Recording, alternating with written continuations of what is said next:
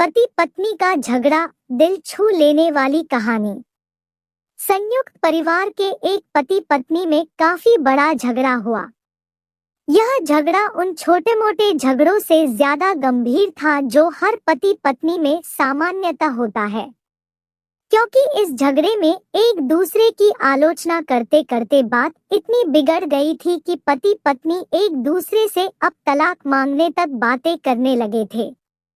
संयुक्त परिवार के बाकी के सभी लोग बहुत परेशान हो गए और वह सब किसी तरह इन दोनों को समझाकर इस झगड़े का अंत करना चाहते थे।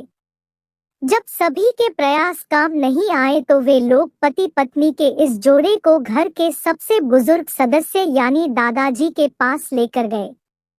जब दोनों पति पत्नी दादाजी के कमरे में प्रवेश किए तो दादाजी ने उन दोनों को बैठने के लिए कहा और फिर पूछा कि बताओ तुम्हारी समस्या क्या है। दोनों पति पत्नी एक साथ बोल पड़े और एक दूसरे पर आलोचनाओं की झड़ी लगा दी।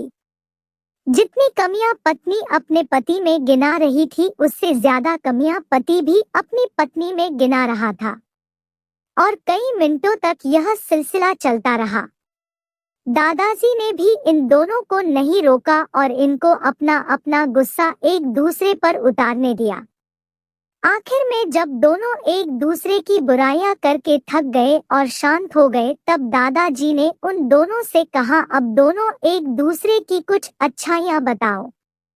जब अच्छाई बताने का समय आया तब दोनों ही पति और पत्नी एकदम से चुप हो गए। शायद गुस्से में उन्हें कुछ याद नहीं आ रहा था या फिर गुस्से की वजह से ही वह एक दूसरे की अच्छाइयां बताना नहीं चाहते थे। दादाजी ने यह बात भी महसूस कर ली।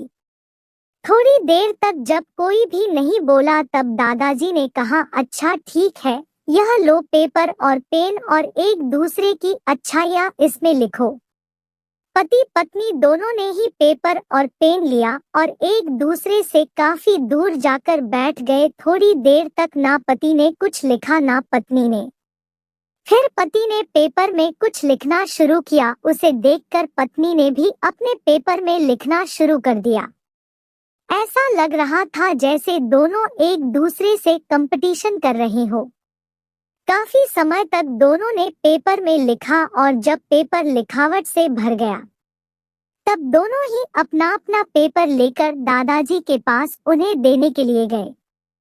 दादाजी ने उन दोनों के ही पेपर लेने से मना कर दिया और कहा कि अपने अपने पेपर एक दूसरे को दे दो और अब एक दूसरे के पेपर पढ़ो। पति ने पत्नी को और पत्नी ने पति को अपना पेपर दे दिया। वे एक दूसरे के पेपर पढ़ने लगे।